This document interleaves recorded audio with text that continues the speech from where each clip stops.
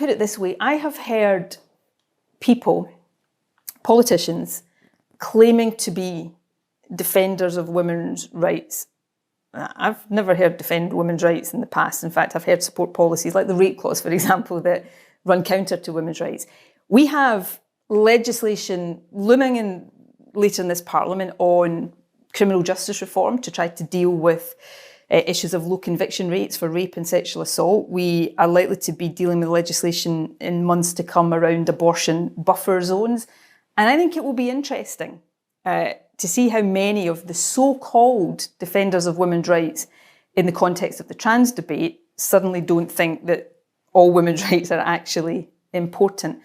And there are some people that I think have decided to use women's rights as a sort of cloak of acceptability to cover what is transphobia.